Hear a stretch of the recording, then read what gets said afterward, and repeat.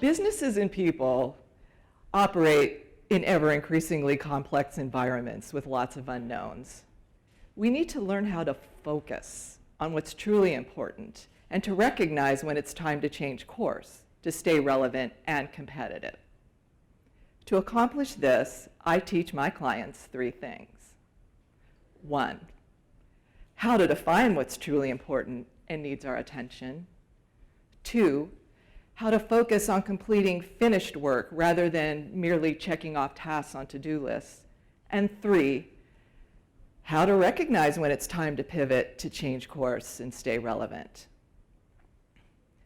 In Agile, we call those most important outcomes the MVP, or minimum viable product. Think of the MVP as Pareto's 80-20 rule for business focus. The Pareto principle states that roughly 80% of the effects or outcomes come from only 20% of the causes. So babes, why? There's no need to be overwhelmed. You don't even have to know all the facts to get started. Just define what you need to accomplish in the next couple of weeks or within the next month. Accomplish something now so you can evaluate where you stand and change course if you need to. Focusing on completed work is key. Decide what you want to accomplish before you create that task list. Because let's face it, how many of us have completed everything on our to-do list and we still feel like we've accomplished nothing at the end of the day, right? But don't worry, you already apply these concepts in your everyday life without even realizing it. Let's examine 2 goals you achieve every day. Do you get ready for work? And for those of us who work outside the home, we commute to work. What accomplishments do you achieve between the time you wake up in the morning and the time you leave the house? If you're like me, the first thing you do is make coffee because I need caffeine. I brush my teeth, I take a shower and wash my hair. Babe, I style the hair, I get dressed. I try to eat breakfast every day. I no longer have small children at home, but I feed my fur baby. When I'm really ambitious, I'll make lunch. I check my email, weather, traffic, and I'm out the door. Rewind. Let's suppose you slept through your alarm or you forgot to set it, and now you only have 10 minutes before you need to leave the house. What accomplishments do you still feel like you need to achieve, and what accomplishments do you skip? If you're like me, you still make coffee.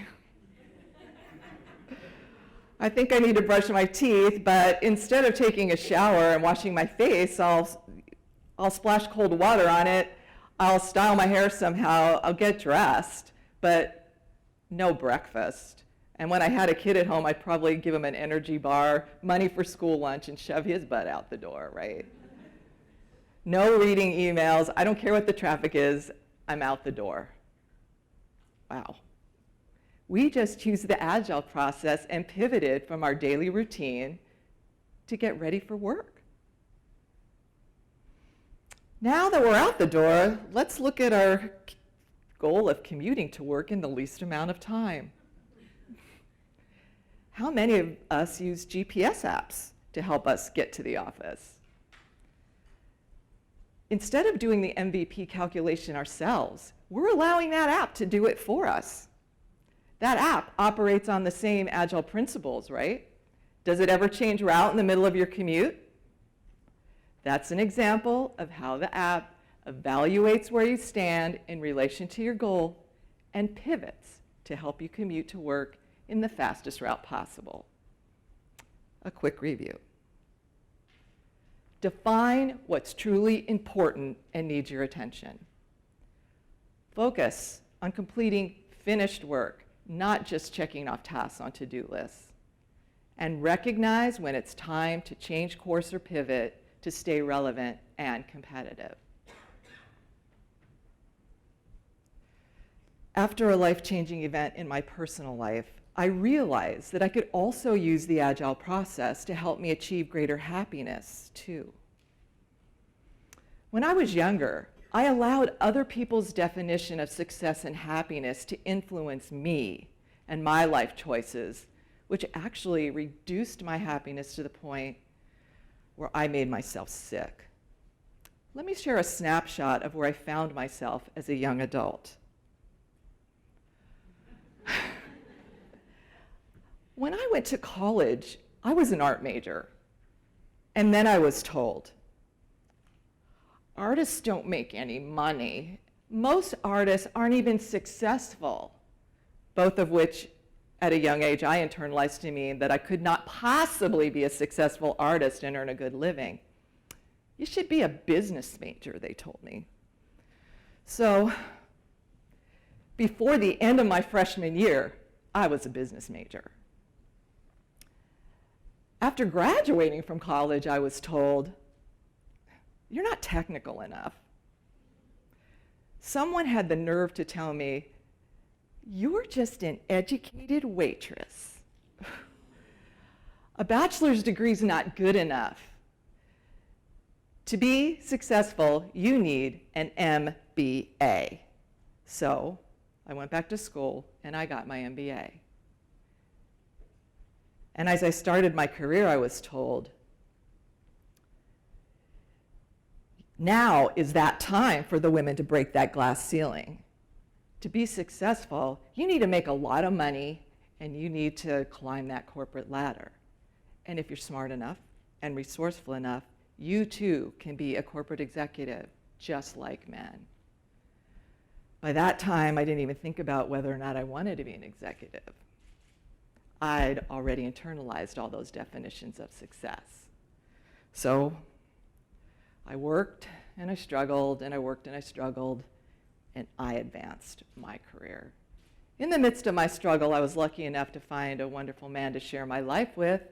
We bought a house, I started a family when I gave birth to my amazing son.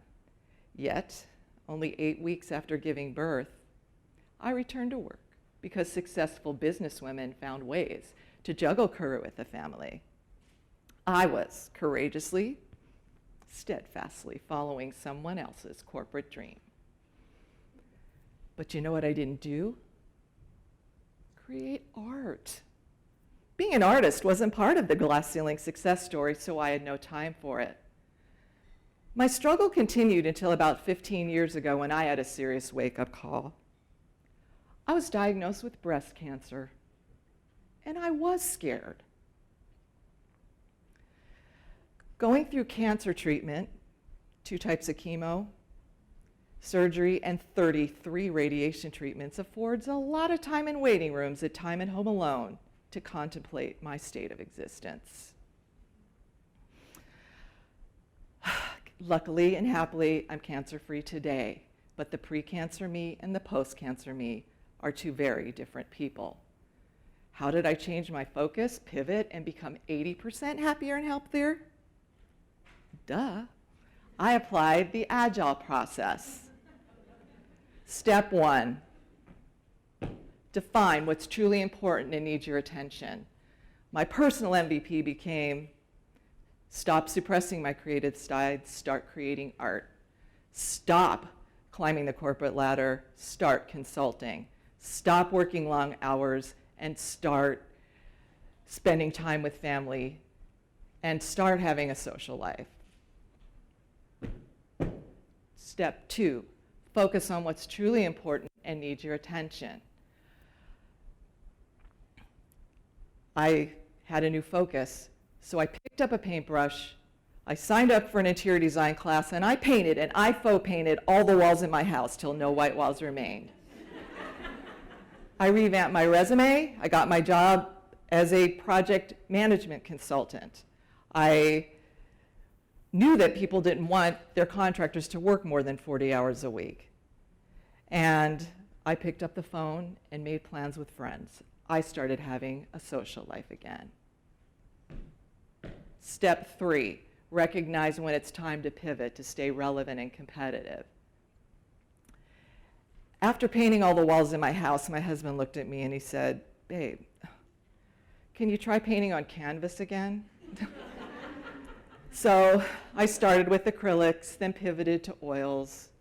Eventually, I pivoted to fabric and drywall as my desire for my art to be relevant expanded to me creating my own artistic techniques. My consulting business, I stopped being traditional because I was applying the Agile process to all aspects of my life. I now am going to focus on small business and solopreneurs who are not necessarily software businesses, but I keep on hanging outside with my friends because there's no need to pivot when you're doing what serves you well.